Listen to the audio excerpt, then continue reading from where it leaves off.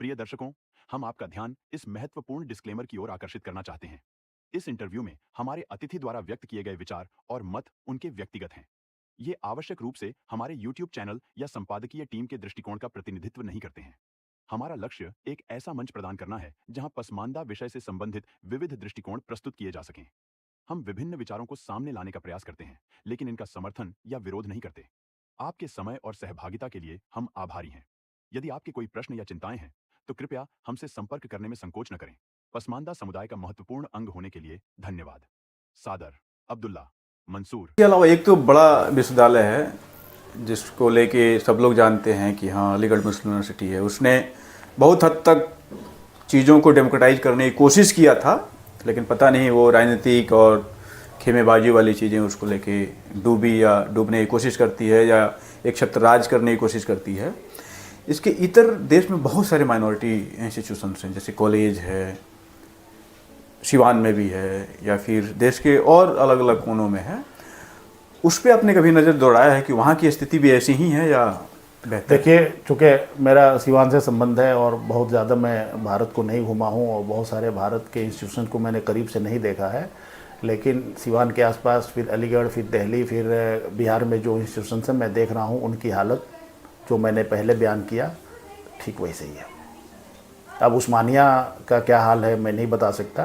कलकत्ता में बहुत सारे इंस्टीट्यूशंस हैं। उस्मानिया के जो दोस्त साउथ इंडिया के जो देख रहे हैं, दो जो are watching from South India, particularly from Hyderabad, kindly give a comment in the comment box so that the people of the North India and the other people like Isad Sahab can be able to understand the situation of minority institution in South India.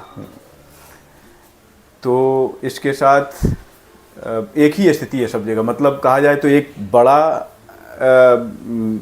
काबा है और वैसे ही छोटे छोटे बहुत सारे बने हैं। ये तो इसमें तो भाई यही कहा जा सकता है, यही कहा जा सकता है, यही दुरुस्त है, यही सही है। एक बड़ा सवाल है सर कि ये जो 85% जो पसमानदा तबका है, जिसमें SC ST OBC आते हैं, इवन मुस्लिम समाज का ही देखा जाए तो इनके बीच से बहुत सारे लोग पढ़ लिख के बड़े ओहदे पे भी गए, चूँकि संवैधानिक मूल्यों की वजह से आरक्षण और इससे सरकारी नौकरियों में, चाहे वो एकेडमिक्स में गए हों, जुडिशरी में गए हों या फिर ब्यूरोक्रेसी में गए हों, तो उन लोगों ने क्या कभी इस पे कोई सवाल उठाया था या इस पे कुछ सुधार की कभी बात कोई आपके संज्ञान में? मैंने तो नहीं देखा। जो पसमानदा समाज से हायर पोस्ट पर अभी विराजमान हैं या पहले भी रहे हैं, वो समाज सुधार की कोई बात की हो मैंने नहीं देखा है।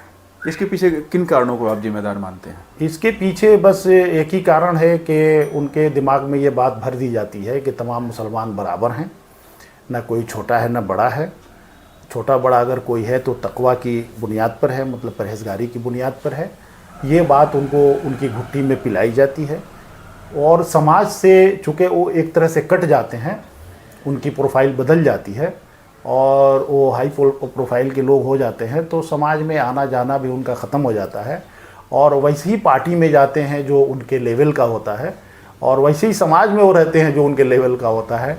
इसलिए उनको विशेष चिंता नहीं है कि पसमानदा, दलित, नट और बख्खो, हलाल खोर, भंगी, ये सब कहाँ हैं, कहाँ रहते हैं। बहुत सारे मैं बता दूं कि आपको, जब मेरा मजमून छपा था दलित, नट और बख्खो, तो बहुत सारे लोगों ने हमसे ये सवाल किया था कि मुसलमानों में नट और बख्खो होते हैं। बहुत सारे लोगों ने ये सवाल किया था, मैंने फ़ोन किया था कि भाई आप कैसे ये बात लिख दी कि मुसलमानों में नट और बख्खो हैं।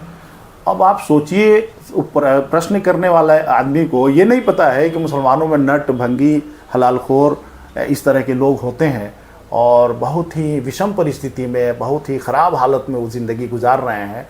उनको इससे वो न जानते हैं ना उनको कुछ लेना देना है। तो क्या नट कम्युनिटी के, चूँकि बिहार जैसे राज्य से तो ये सवाल आ ही सकता है कि बिहार में अति पिछड़ा के नाम पे जो आरक्षण है, तो उसमें मुस्लिम समाज की अधिकांश जातियाँ आती हैं, मुस्लिम धर्म की, जिसे पसमानदा कहते हैं, तो उसमें नट को भी मिलता है, बख्खों का भी मिलता है। तो वैसे ही जानकारी के लिए और जो दर्शक हैं उनके संज्ञान के लिए भी, कि इसमें से कोई बड़े पद पे जाके और इन सारे सवालों को उठाया या फिर वो भी वैसे ही नहीं नहीं नहीं नहीं देखिए, अली अनवर साहब ने एक किताब लिखी है, सर्वे करके किताब लिखी है, 105 घरों का उन्होंने सर्वे किया पटना में, और उसमें करीब 25 मोहल्लों में गए वो, तो सर्वे करके उन्होंने जो डाटा दिया है अपनी किताब में, दलित मुस्लिम उस किताब का नाम है, तो उसमें सर्वे करके उन्होंने जो डाटा दिया है, तो सबसे ज़्यादा पढ़े लिखे लोग मतलब ग्रेजुएट लेवल में 100 परिवार में 3 लोग, और नौकरी में मिला जुला कर 7 या 8 लोग। तो ये किस समुदाय के? नट और बख्खो दोनों, जो दलित में दलित मुस्लिम जिनके लिए रिजर्वेशन की भी बात हो रही है अभी, चूँकि नट और बख्खो को हिंदू समाज में SC का दर्जा मिला है और मुस्लिम समाज में OBC का दर्जा मिला है, एक ये भी डिस्क्रिमिनेशन है।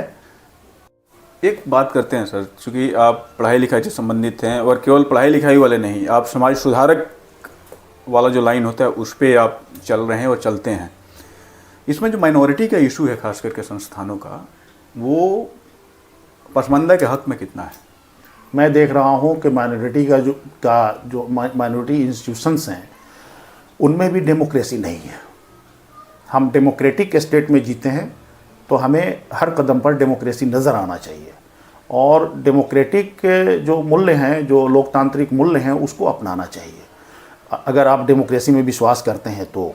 लेकिन बहुत दुख के साथ ये कहना पड़ता है कि माइनॉरिटी इंस्टीट्यूशंस में भी डेमोक्रेसी नहीं है, और ये भी पसमानदा को एक तरह से न तो रोज़गार देते हैं और न ही अपने इदारों में रखते भी हैं तो आटे में नमक की तरह 1-2 लोगों को रख लेंगे कि कोई उंगली नहीं उठाए, लेकिन मेजॉरिटी जो है,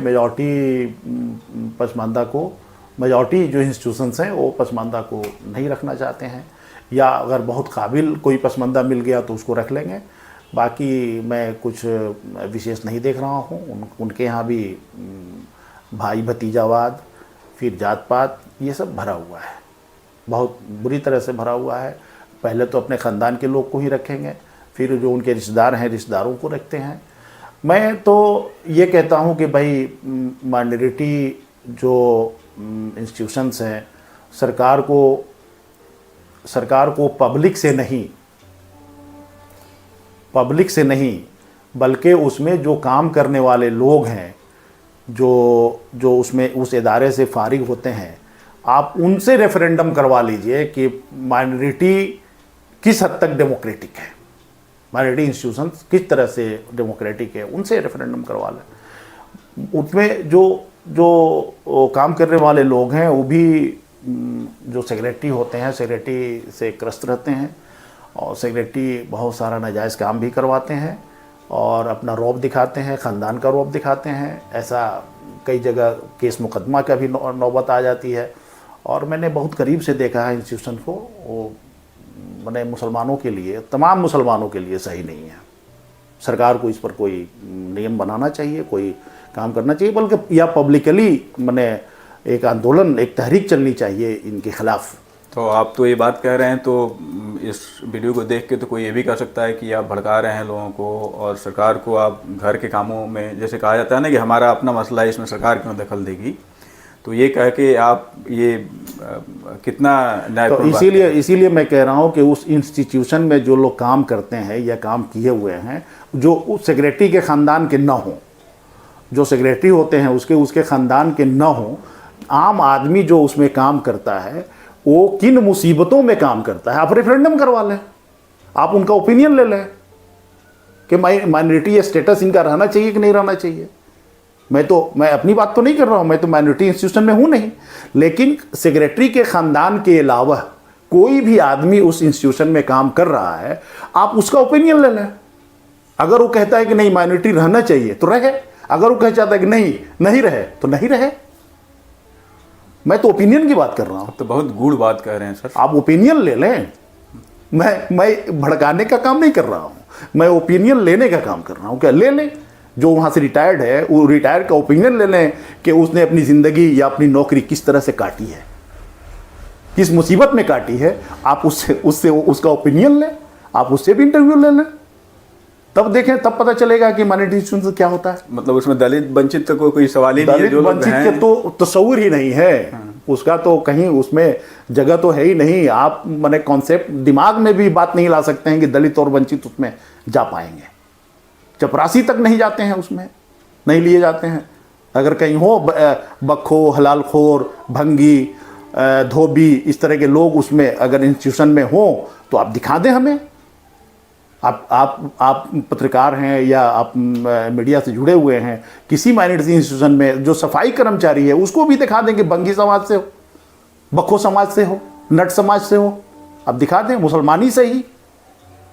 ऐसा अगर करते हैं तो फिर उनका वेलकम है, और नहीं करते हैं तो भाई मैं तो सही नहीं मानता इस चीज़ को। ये बहुत बड़ा प्रश्न है सर, और मुझे लगता है कि केवल आपका नहीं बल्कि उन तमाम सारे न्याय प्रिय लोगों का ये सवाल होना चाहिए कि आखिर ऐसा क्यों है। जब सरकार के संरक्षण में चलने वाले संस्थान हैं या फिर बड़े दिल वाले लोग इसको चलाते हैं कि माइनॉरिटी का भला हो, तो भलाई का मतलब उस तबके के तमाम सारी जो पायदान पे ज़िंदगी जी रहे लोग हैं उनकी भागीदारी होनी चाहिए। बिल्कुल होनी चाहिए, और मैं तो समझता हूँ कि होनी चाहिए। अभी पिछले दिनों जो अलीगढ़ मुस्लिम यूनिवर्सिटी का जो एक माइनॉरिटी स्टेटस को लेके जो बातचीत चल रही थी, कुछ लोग कह रहे हैं कि नहीं माइनॉरिटी ठीक है, रहना चाहिए, कुछ लोग कह रहे हैं नहीं रहना चाहिए। आप एक इंडिपेंडेंट, क्योंकि आपसे ही ये सवाल पूछा जा सकता है क्योंकि आप संस्थान में भी नहीं हैं और संस्थान के तमाम सारे पॉलिटिक्स और पचड़े से आप दूर हैं, आप निष्पक्ष रूप से समाज को दिशा देने का काम करते हैं, लिख के बोल के, तो आप इस पे क्या कहना ठीक है, मैं इस बात का समर्थक हूं कि माइनॉरिटी स्टेटस रहना चाहिए, लेकिन इसमें डेमोक्रेटिक सुधार होना चाहिए, पारदर्शिता होना चाहिए। चाहे वो बहाली का मामला हो, चाहे वो प्रमोशन का मामला हो, चाहे वो रिटायरमेंट का मामला हो, उसमें पारदर्शिता हो, उसमें डेमोक्रेटिक मूल्यों का समन्वय हो, तब वो ठीक है। वरना वो भाई भतीजावाद, खानदानवाद का अगर पोषक है माइनॉरिटी इंस्टीट्यूशन, तो मैं समझता हूं कि ऐसा इंस्टीट्यूशन ना हो।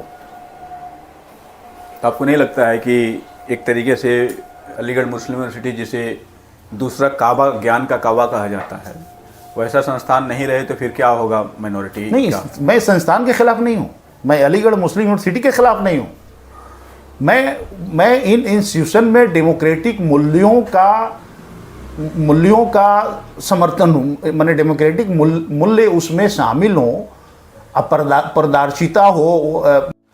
हाँ, तो अभी हम लोग जो बात कर रहे थे कि इसमें जो इदारे हैं वो किस तरीके से वंचित रखते हैं और वो बाकी जो हाशिए पे जीवन जी रहे हैं, जिनके पास कुछ नहीं है, उनको वैसे ही हालत पे छोड़ने के लिए वो हमेशा प्रयासरत रहते हैं। जी, अभी वक्फ बोर्ड पर बात हो रही थी, वक्फ तरमीमी एक्ट पर बात हो रही थी, तो मैंने ये देखा है कि जो भी सरकार ने संशोधन पेश किए हैं, इनका कहना है, जो गैर सरकारी मुस्लिम इदारे हैं, इनका कहना है कि हमें एक भी संशोधन मंजूर नहीं। मैं ये जानना चाहता हूँ, क्या 43 संशोधन में आपको एक भी संशोधन पसंद नहीं है? क्यों नहीं है भाई? आप ये बताएं कि क्यों नहीं पसंद है। उसमें 43 संशोधन है, 43 संशोधन में कौन कौन सा संशोधन आपके खिलाफ है? आप उसकी निशानदेही करें और कहें कि ये हमें पसंद नहीं है। ये एक बात समझ में आती है, लेकिन कोई संशोधन नहीं पसंद है, आप सोचें, यही आमिराना जहनियत है, यही डिक्टेटरशिप है कि आपको कोई संशोधन पसंद नहीं है। क्यों नहीं है? मैं गया था जौनपुर में एक अटाला मस्जिद है। अटाला मस्जिद के तीन तरफ से बहुत बड़ी मस्जिद है। हमको ये लगा कि वो कम से कम 10 कट्ठा से ज़्यादा उसकी ज़मीन है, और 3 तरफ से उसमें दुकानें बनी हुई हैं। अब उन दुकानों की जो आमदनी है, हमको लगता है लाखों में है। वही हाल जामा मस्जिद का देख लें। जामा मस्जिद में 1-1 इंच पर दुकानें लगती हैं। जो परिसर था, परिसर में भी दुकानें लगती हैं। इसका आमदनी क्या होता है, कहाँ जाता है? क्या हमारे पास या इन गैर सरकारी इदारों के पास इसको ऑडिट करने के लिए कोई व्यवस्था है, कोई इंतजाम है? नहीं। सरकार अगर ऑडिट कराना चाहती है तो इसमें आपकी दिक्कत क्या है? हमें तो नहीं समझ में आता है कि भाई आपको ऑडिट कराने से क्या दिक्कत है। आप ईमान की बात करते हैं, आप ईमानदारी की बात करते हैं, आप गरीबों और वंचित समाज की बात करते हैं। सरकार तो वही करना चाहती है, गरीब और वंचित जो समाज है उसको हेल्प करना चाहती है वक्फ से।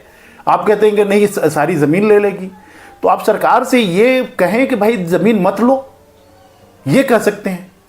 ये कहने का दावा आप कर सकते हैं भाई ज़मीन हम नहीं देंगे, बात समझ में आती है, लेकिन कोई संशोधन नहीं होने देंगे, ये बात समझ में नहीं आती है। इसमें तो पिछले दिनों ये भी फैलाया गया था पूरा मस्जिदों द्वारा कि हमारे पुरखों की मजारे जो है वो सरकार ले लेगी। ऐसे तो ये समझावें, ये बतावें कि सरकार कैसे ले लेगी, ये बता दें कि सरकार कैसे हमारी जज्बाती मुद्दों को उभारा जा रहा था। जज्बात से इन चीज़ों को जो सुधार है, उन सुधारों को जज्बात से जोड़ा जाता है, और जो जोड़कर बेवकूफ़ माने ऐसे बेवकूफ़ बनाते हैं कि सबसे ईमेल करवाते हैं। आप सोचें कि बिहार एक डेमोक्रेटिक स्टेट है और यहाँ हर समाज के लोग हैं, हिंदू हैं, मुस्लिम हैं, सिख हैं, ईसाई हैं। मुसलमानों की संख्या यहाँ कुल मिलाकर 16 करोड़, 16 से 20 करोड़ मान लें, और भाई गैर मुस्लिमों माने हिंदुओं की संख्या 80 करोड़, 80 करोड़ से अब 1 अरब के आसपास। तो अगर ईमेल करने से ही संशोधन रुक जाएगा तो वो 1 करोड़ ईमेल कर सकते हैं, आप ज़्यादा करेंगे 16 करोड़ करेंगे। माने किस तरह से मुसलमानों को बेवकूफ़ बनाया जा रहा है, आप इस बात को समझें, इस चीज़ को समझें। और बहुत सारे, चूँकि एक तो लिटरेसी कम है मुसलमानों में, समझ कम है, दूसरी बात कि हम मुसलमानों ने बहुत सारे काम जो मुसलमान को खुद करना चाहिए, इन्होंने उनको दे दिया, इदारों को दे दिया है। इदारे इसमें पेश रहते हैं, आगे आगे रहते हैं। इदारे वाले मुसलमानों के दिमाग को हाईजैक करते हैं। वो देखते हैं कि मुसलमानों को कैसे हम भरमा सकें और अपनी कुर्सी बचा सकें, और हम जो फ्लाइट से घूमते हैं और बिरयानी खाते हैं घूम घूम कर, ये मेरा काम चलता रहे। ये गैर सरकारी इदारे, मुस्लिम, ख़ासतौर से मुस्लिम इदारे इसी में लगे हुए हैं। बहुत दुख होता है ये देखकर, मुस्लिम इदारों का जो काम है ये देखकर बहुत दुख होता है। लेकिन इस पे अभी तक कोई आवाज़ नहीं उठती है सर, इस वजह से मुझे लगता है कि वो लोग ऐसा नहीं है, मनमानी करते रहते हैं। ऐसा नहीं है, मैं नहीं मानता। बहुत सारे लोगों ने आवाज़ उठाई है। एक महमूद पराचा हैं, महमूद पराचा की वीडियो आप देखें। फिर अभी कुछ दिन पहले मैं एक और आलिम का वो वीडियो देख रहा था, उन्होंने भी आवाज़ उठाई है। बहुत सारे लोगों ने आवाज़ उठाई है, और लोग आगे आ रहे हैं, लोग आगे बढ़ रहे हैं इस काम को, मैंने आवाज़ उठाने का काम लोग कर रहे हैं। और बहुत दिनों तक इनकी वो जज्बाती मुद्दे बहुत दिनों तक नहीं चल पाएंगे।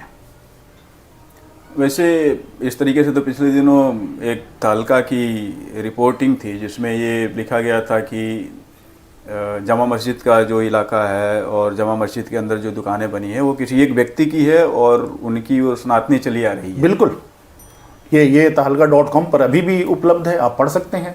बल्कि 4 भाइयों ने मिलकर उसको बांट लिया है, जैसे उनका अपना ख़ानदानी कोई ज़मीन हो वैसा बांट लिया, जबकि वक्फ बोर्ड की ज़मीन है, वो दिल्ली वक्फ बोर्ड की ज़मीन है, उसके अंडर में आती है। और देखिए हद तो यह है कि दिल्ली वक्फ बोर्ड भी कोई एक्शन नहीं लेता है, कोई एक्शन नहीं लेता है उस पर। कोई एक्शन तो लेना चाहिए भाई, कुछ काम तो करो।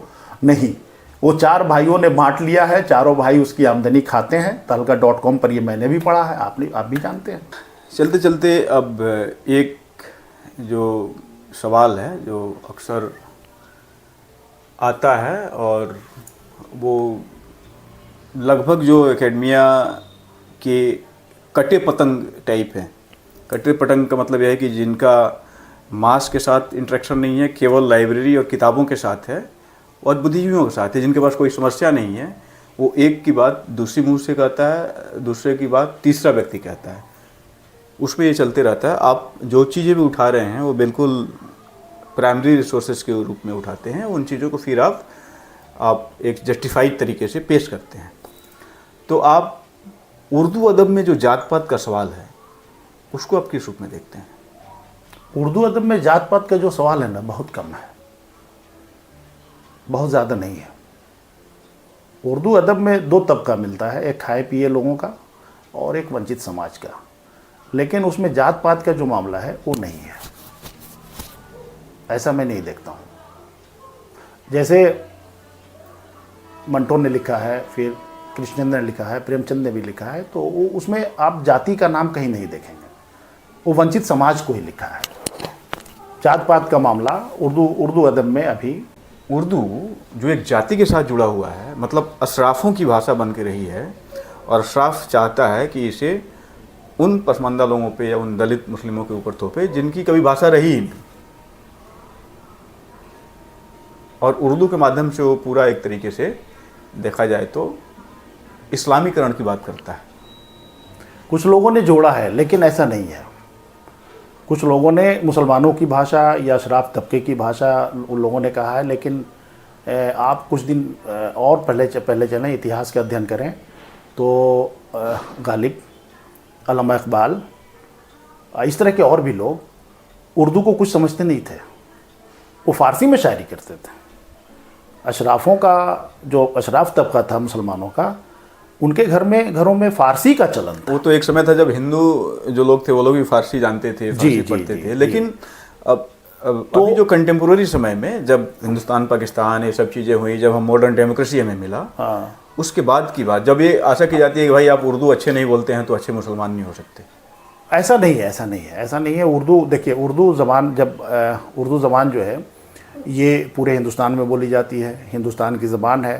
प्लस जब हम भोजपुरी वाले, माने ये बिहार वाले उर्दू बोलते हैं तो उसमें भोजपुरी का असर आपको नुमायां तौर पर नज़र आएगा। दिल्ली वाले बोलेंगे तो दिल्ली की जो मकामी भाषा है, मकामी ज़बान है, उसका असर उसमें ज़रूर दिखाई देगा। तो अशराफ यही तो कहता है कि आप शुद्ध उर्दू नहीं बोलते हैं इसलिए आप असली मुसलमान नहीं हैं। अशराफ नहीं कहते हैं, कुछ लोग उर्दू वाले हैं जो कहते हैं इसको। माने हम उर्दू में जात पात का बहुत ज़्यादा विमर्श नहीं देखते हैं। ये जैसे कलकत्ता वाले हैं, कलकत्ता वाले जब उर्दू बोलेंगे तो उसमें बंगला का थोड़ा सा असर रहेगा। जैसे केरल वाले हैं, उर्दू बोलेंगे तो केरल का कुछ असर रहता है। लेकिन अशराफ तबका जो बोलता है वो विशुद्ध उर्दू बोलता है, ये कई जगह देखा भी गया है। और चीजें वो आप नहीं समझते हैं। वो जो बोलता है वो फारसी मिला हुआ उर्दू बोलता है। फारसी मिला हुआ उर्दू बोलेगा या अरबी मिला हुआ उर्दू बोलेगा, उसको वो जिद करता है कि ये उर्दू सही है, जबकि ऐसा नहीं है। उर्दू तो आवाम की ज़बान है, आवाम की भाषा है। उस उर्दू के माध्यम से वो चाहता है कि एक पैरेलल जो लैंग्वेज है नेशन वाइड हो, जिसमें बातचीत किया जाए।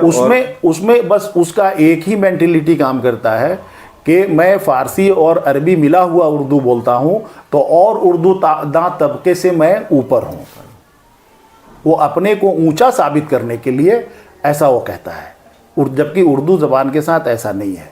और मैं आज पढ़ रहा था, एक साहब हैं मुंबई के, उन्होंने लिखा है कि मुंबई में ठाव ठाव रहे, मुंबई में ठाव ठाव रहे। ठाव ठाव तो भोजपुरी का शब्द है, भोजपुरी शब्द है।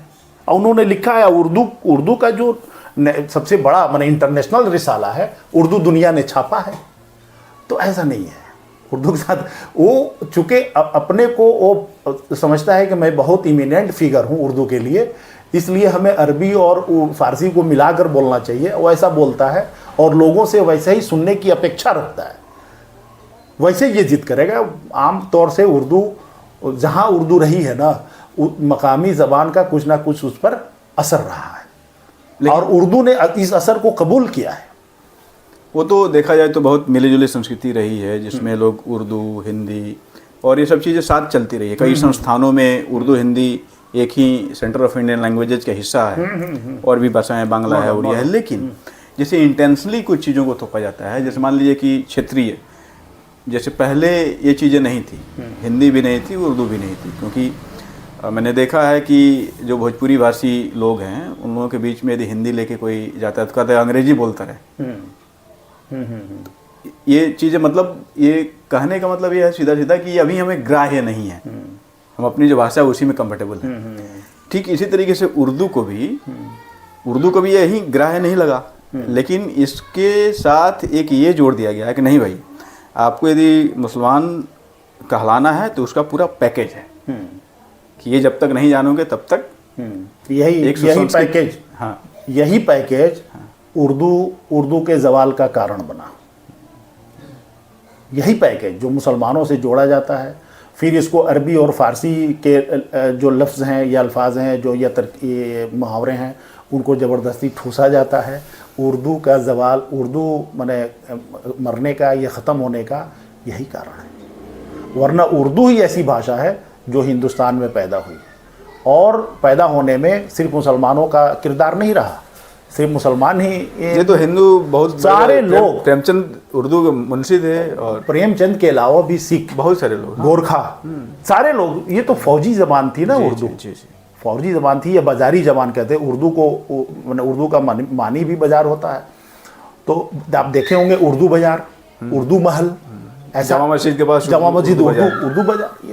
ये तमाम चीज़ें, आपने जो कहा ना कि ज़बरदस्ती थोपा जाता है, तो वो थोपने का काम जिन लोगों ने किया, उन्हीं की वजह से उर्दू कमज़ोर हुई, उन्हीं की वजह से उर्दू आज देख रहे हैं ना, उर्दू लोग कम बोल रहे हैं। वरना उर्दू का नेचर, उर्दू का जो ये है, क्या बोलेंगे उसको, आहंग, उर्दू का सूती आहंग जिसको कहते हैं, वो वैसा नहीं है। एक बातचीत के सिलसिले में जावेद अख्तर साहब भी इस पे कुछ चर्चा कर रहे थे। वो कह रहे थे कि ज़बरदस्ती किसी चीज़ को डालना, जबकि वो तो उर्दू के बड़े शायर और नगमा-निगार हैं और ये सब चीज़ें हैं। तो आप भी इन चीज़ों को ऐसे देखते हैं? बिल्कुल। और जावेद साहब को अभी कोई किसी ने फतवा तो दिया है, कोई फतवा तो दिया है कि भाई ये सही नहीं बोलते हैं। देखिए, अब जावेद साहब उर्दू नहीं जानते हैं, तो फतवा देने वाले देते रहते हैं, और जो उर्दू की खा रहे हैं और दुनिया में उनका नाम है। हाँ, तो अब वैसे लोगों को क्या कहा जा सकता है। उर्दू का नेचर अवामी है, उर्दू का नेचर पूरा हिंदुस्तानी है। इसको बहुत सारे लोगों ने, जैसे महात्मा गांधी जी ने इसको हिंदुस्तानी कहा है। हिंदुस्तानी है, हिंदुस्तानी कहा है। हिंदी, उर्दू या फिर उर्दू कोई दूसरी भाषाएं साथ मिलकर चलती हैं। लेकिन उस वक्त भी ऐसे लोग थे जो इसको हिंदुस्तानी नहीं मानते थे, उर्दू को उर्दू मानते थे, हिंदी की हिंदी मानते थे। बहुत सारे झगड़े हुए, कई मीटिंग हुई, उसमें राजेंद्र प्रसाद भी सामने थे। नागपुर का मामला ले लीजिए, फिर मुंबई का मामला ले लीजिए, तो बहुत सारी बहसें हुई हैं इस पर। अब इस डिबेट को यहीं छोड़ते हैं, बहुत लंबा हो रहा है, और जाहिर सी बात है कि आप इतनी अच्छी जानकारी दे रहे हैं कि बात बढ़ते ही जा रहा है। एक चलते चलते एक दूसरा सवाल ये है, जो उर्दू तालिब इल्म से जुड़ा हुआ, उर्दू स्कॉलर से जुड़ा हुआ, कि उर्दू को कैसे पढ़ा जाना चाहिए ताकि वो ज़्यादा से ज़्यादा विमर्श केंद्रित हो। उर्दू के स्कॉलर को इसमें कैसे आगे बढ़ना चाहिए, कैसे काम करना चाहिए, जिसको लेके आप जाने जाते हैं? देखिए, उर्दू का जो नेचर है अवामी है। उर्दू को अवाम के मसाइल से और अवाम की जो बातें हैं, अवाम की जो चीज़ें हैं, जब तक उर्दू को नहीं जोड़ा जाएगा। तरक्की पसंद तहरीक ने इस चीज़ को जोड़ा, तरक्की पसंद तहरीक के लोगों ने इस चीज़ को जोड़ा कि उर्दू को अवामी बनाया, अवाम के मसाइल को उर्दू में लिखा, अवाम के मसाइल को उजागर किया। बाद में एक तहरीक आई जदीदियत। तो जदीदियत वालों ने क्या किया कि मुबहम, क्या कहिएगा, भ्रामक चीज़ें लिखनी शुरू की, और उनका मतलब कि आम जिंदगी से कोई मतलब नहीं, और उसका ना कोई अर्थ निकले, ना कोई भाव स्पष्ट हो। तो उन लोगों ने उर्दू को थोड़ा सा कमज़ोर किया। अब फिर ये जो तरक्की पसंद तहरीक है, या तरक्की पसंद तहरीक का जो मोटो था, उसको फिर से ज़िंदा करने की ज़रूरत है। इसको जब तक हम आवाम के मसाइल से नहीं जोड़ेंगे, या समाजी ज़िंदगी जो होती है, माशरती ज़िंदगी जिसको कहते हैं, सामाजिक ज़िंदगी का अक्स इसमें नहीं नज़र आएगा, तब तक उर्दू का विकास या उर्दू का फ़रोग़ कम होगा। फिर हमारी शायरी जो है, उर्दू के शायर जो हैं,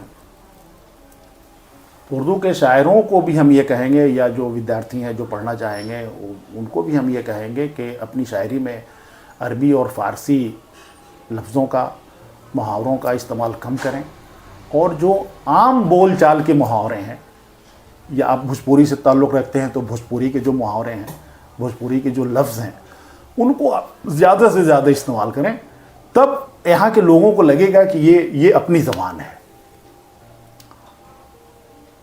इसका नेचर, ये यहाँ का नेचर माने भोजपुरी से मिलता जुलता है। तब भोजपुरी का विकास माने समग्र रूप से, ऐसे ही देश की तमाम सारी भाषाओं के साथ, तो तमाम भाषाओं के साथ ऐसे ही होना चाहिए मेरे ख्याल में। धन्यवाद।